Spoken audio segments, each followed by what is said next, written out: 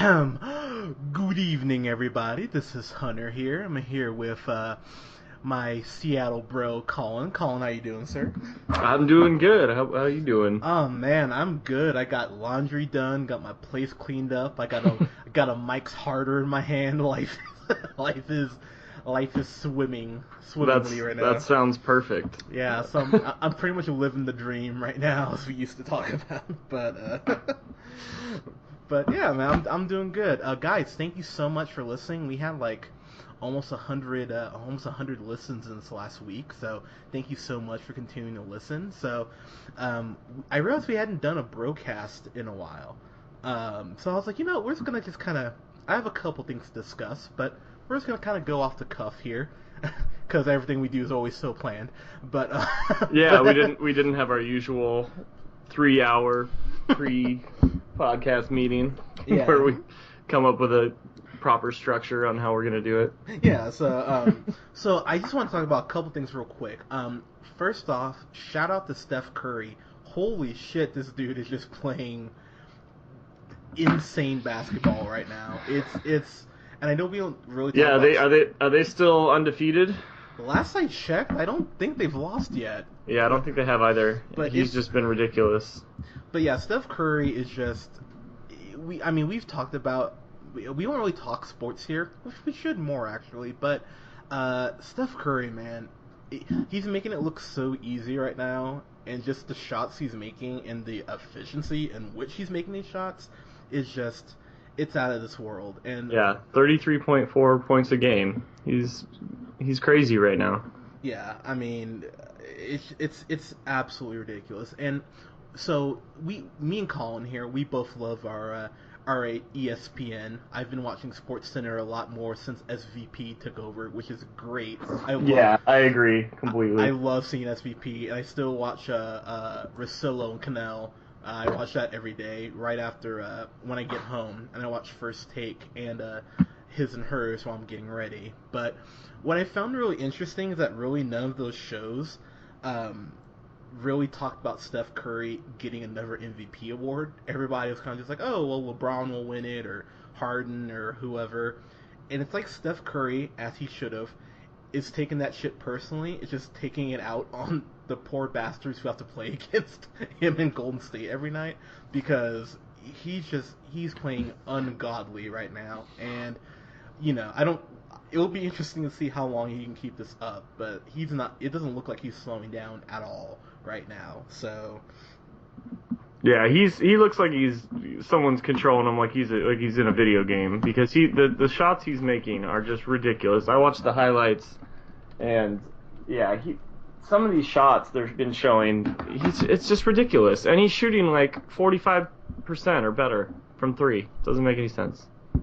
Yeah, so I mean, huge shout out to Steph Curry, because you're playing so well right now. It's ridiculous. So, the biggest news right now is that Ronda Rousey got knocked the fuck out. Yeah, she got KO'd. So look, I'm actually a fan of Ronda Rousey. I really enjoy her. She's not only the fact that she was undefeated, but I mean, oh god, when she cleans up, I'm like, oh my god, just if I ever had a chance with you. And she's a nerd. She like ran a Pokemon forum for years. I'm like, oh shit, you're hot and nerdy. That's fantastic. Ronda Rousey? Yeah, I do not. Yeah, okay. Yeah, I know. I didn't know people thought she was hot. Yeah. I mean, I think more in the MMA community, I think she's real attractive. But she's just so burly. I think that's part of it too. Like, if I ever got out of line, she would Greg Hardy me. Maybe that's what. Are we not allowed to make Greg Hardy jokes?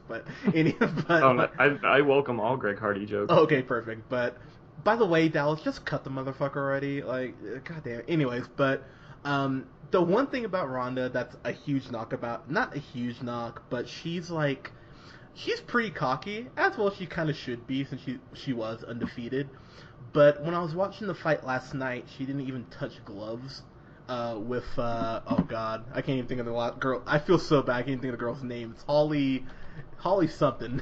Holly Holm, that's it.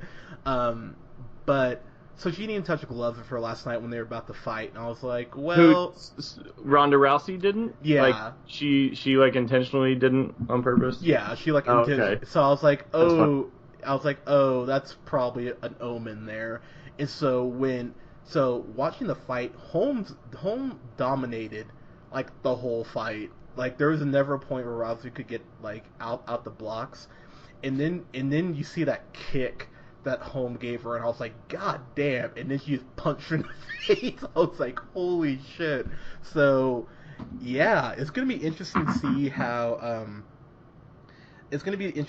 how Dana White spins this. Like, yo, it's the story of redemption for Ronda Rousey, but she got her ass whipped. So it'll be interesting to see, how they build her back up and everything. But congratulations to her, because there was not an analyst I read or saw on ESPN that gave Holly Holm a shot in hell. So, like, kudos to her.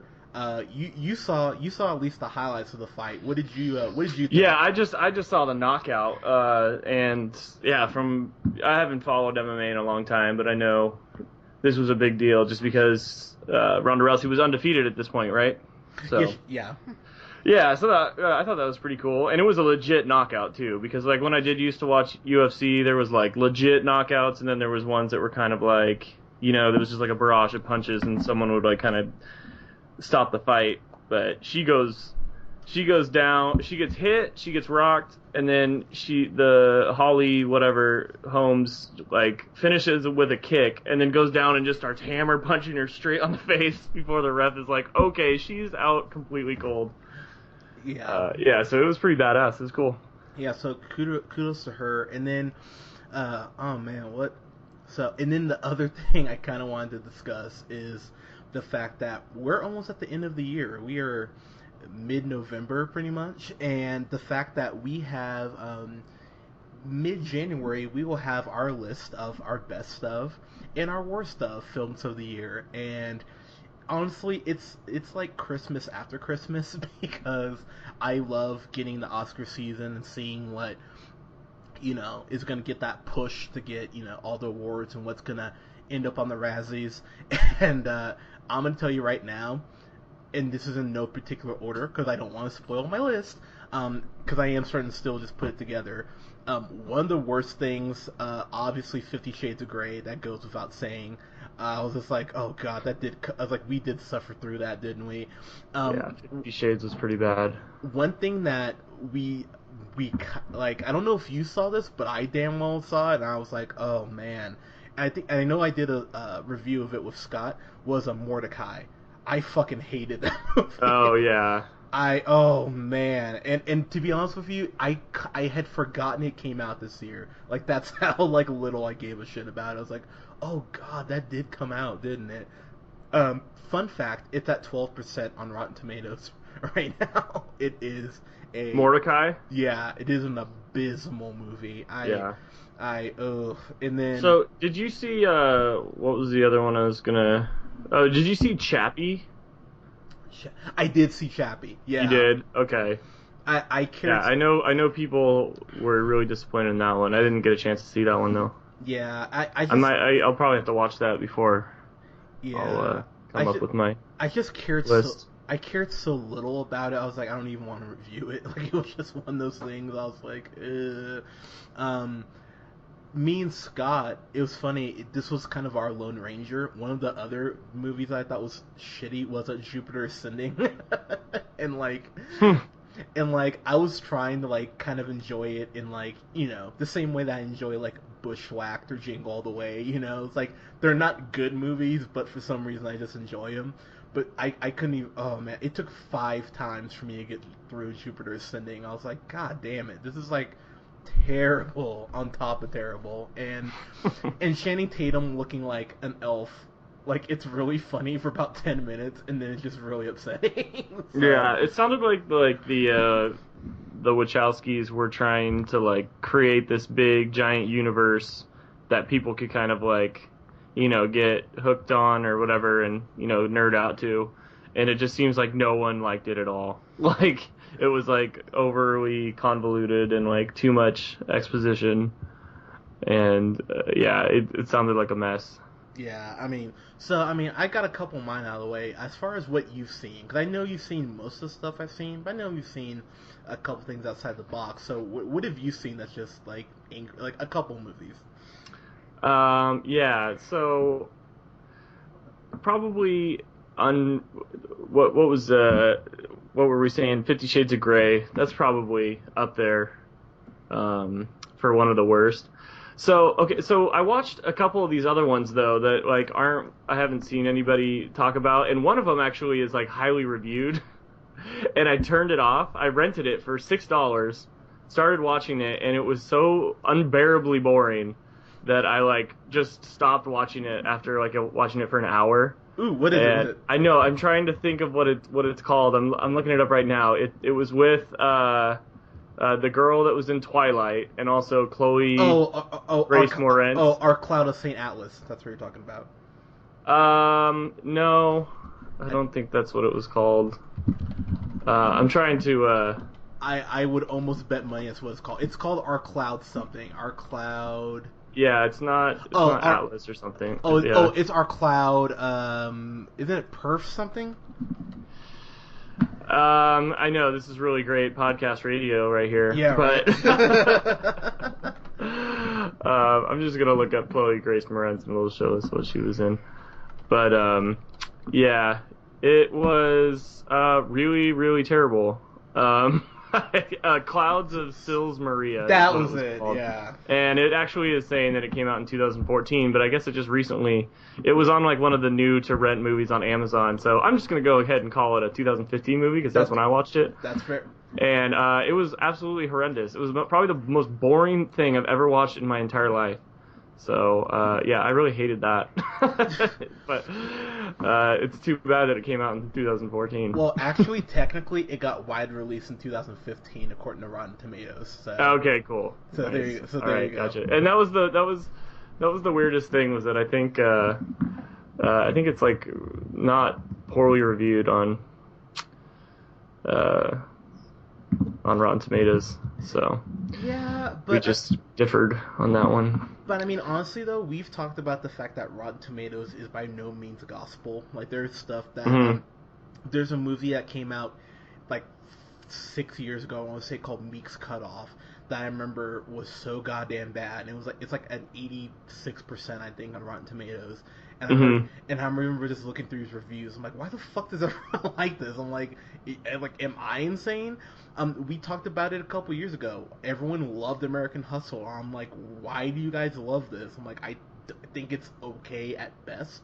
But everyone I talk to was like, it's like the best movie of the year. I'm like, it's not at all. Like, why do you think that? So yeah, and I don't even think this movie's okay. I think it's like unwatchable.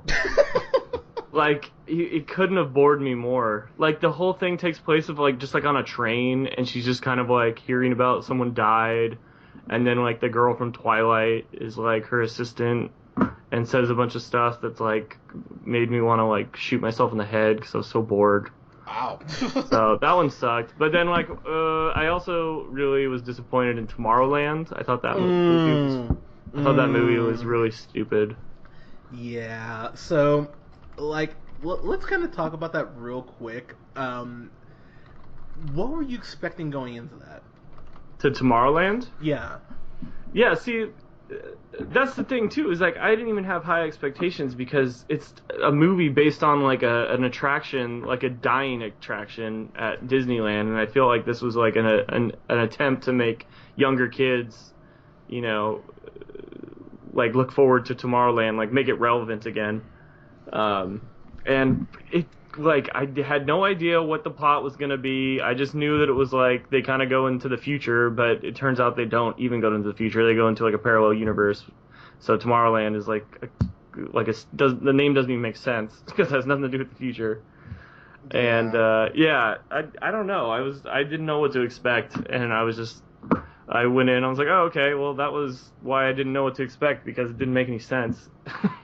Yeah, I mean. So I'll just say, after I saw the trailer of it, and then I remember even when me, you, and Nikki went and saw Jurassic World, and they showed that little, like, 8-minute clip, like, from the movie, I remember sitting there, I was like, man, I am thinking John Carter, like, part 2, like, this whole time. There's no part of me that goes, like, I want to go, like, out to theaters and see this. And I'm just like, so, I don't, I love George Clooney. I know we both love George Clooney. I rewatched, what was it, Burn After Reading a couple weeks ago, and I was like, God damn, I really do love this movie. And like Michael Clayton and God, Oh Brother Arthur. I mean, we could go down the list, but this was a misfire field Kloonster, and it just it made me sad, honestly. And then you got fucking houses in it. I was like, oh, Hugh Laurie, that's great. Yeah, and just so. I don't know if it will make my worst of, but to say I wasn't thrilled would be very accurate as far as the movie. So, I don't know. But before we get out of here, as far as the BroCast here, we're going to talk about the top 5 real quick. You might be asking, well, why isn't there anything that came out this week that's being reviewed? Because I looked at what came out for this week, and I was like, yep, there's nothing I give a shit about. So there were three new releases that came out. So we'll talk about Suffragette, which is that one with Helena Bonham Carter, and then got Meryl Streep, about the women's suffrage movement in London. I want to say in like the 1930s. I want to say.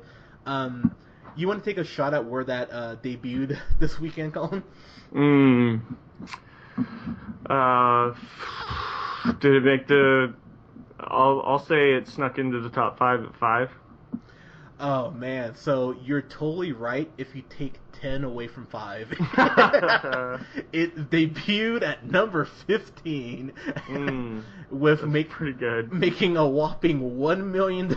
So people did not give a damn about this movie. So, and I'm gonna go see it on Friday. I have not looked at a review on Rotten Tomatoes. I'm just like, you know what? I'm gonna go in, but just the couple people I talked to were just like, it's not good.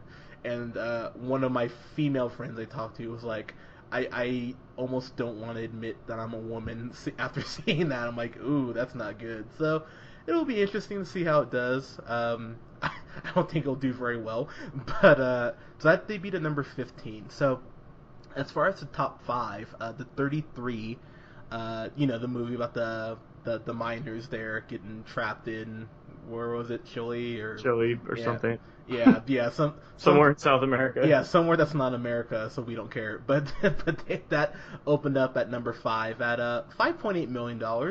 Not terrible. I don't think the budget on it was so it doesn't even say what the budget is, so go figure. So not super bad. So that opened at number 5. One of I think the best movies of the year, The Martian, number 4, still hanging in there. Freaking made $6.7 million. That movie is. Yeah, what's that movie at now for the total? I don't know if this is I don't know if this is total gross as far as like international too, but on a $108 million budget, it's sitting at $207 million. So it's done good business. So yeah. So Matt Damon, he could be looking at an Oscar nomination. I think, actually, I'll call it right now. I think he'll get an Oscar nomination for this movie. I thought he was fantastic in it. So okay, I'm calling it right. I'm calling it right now. But nice. So that was number 4. Pardon me. And then Love the Coopers, which is that new dumb Christmas movie with like John Goodman and. I don't even know what that is. Exactly. I didn't see one. I don't think I saw one like commercial or trailer ever for that. Yeah, so it's with John Goodman. It has John Goodman. It has I think it has Diane Keaton, Amanda Seyfried. The only reason I know about it is because it has Falcon, Anthony Mackie in it, so I was like, oh, that's cool. But that opened up at number 3 at $8.4 million with a budget, I'm sure, of like nothing. Yeah, it's not even showing the budget. I would say at most $30 million. So I'm like, all right, that's cool, whatever. So good for you guys. I guess it's a CBS movie, so I can tell you, as someone who's seen a surprising amount of CBS movies, they've done Extraordinary Measures, which was this movie with Harrison Ford and Brendan Fraser that no one's ever heard of. Like CBS Films doesn't make good movies, so I'm not surprised that this opened up at number 3. But whatever. So that was number 3, and then number 2 was the Peanuts movie, hooray! which on a $99 million budget is now at 82 million. Again, I don't know if this is international, like including international, but made 24 million this weekend. So that puts it at 82 million against a $99 budget. So good for you guys, Peanuts. You guys are awesome. I enjoyed that movie quite a bit. And then, not super surprising, the number 1 movie this week is Spectre. Again, Bond is back to make a mediocre movie, which we will talk about later. Made $35 million this weekend on a $245 million budget. It's at 130 at least here already. So hey, considering this is pretty much Daniel Craig's last Bond film, for seemingly at least, it's doing well. It will be interesting to see. That'll end this week because Hunger Games comes out. Yeah. But Bond does so good overseas. I mean, outside of U.S., it's already done 413 on its own. Oh really? Oh well. Yeah. They're doing fine. So worldwide, that movie's made 543,000 or million thousand. That would be pretty disappointing. I was gonna say, like, for a Bond movie, that'd not be good. But yeah. But yeah, so I mean, they're doing well. So hey, kudos to Daniel Craig. Like, the funny thing about it is that Daniel Craig is clearly so over playing Bond, because like a lot of the interviews, he's just like, oh man, I would rather like slit my wrist and do another Bond movie. I'm like, whoa, all right, like tone it down a little bit there. So it'll be interesting to see like where they go with Bond from here, and that's actually going to be the next thing we review, is Spectre. So guys, thank you so much for listening. Let us know what you thought of the top 5. You can follow me on the Twitter at JHunterRealPineapple. You can follow Colin on Twitter at Buster Goodboy, and like us on Facebook at The Real Pineapple, and follow us on SoundCloud at The Real Pineapple 775. This upcoming week we'll have a review for the Hunger Games. I will suffer and go see Suffragettes or whatever that movie's called. I'll go see that, and we'll have a review for The Night Before, which I am so excited for. You have no idea. New Seth Rogen movie, so that could be the best of the year. I'm so giddy for that. But we'll have reviews for all those coming up. Thank you so much, guys. Have a good one. Peace out.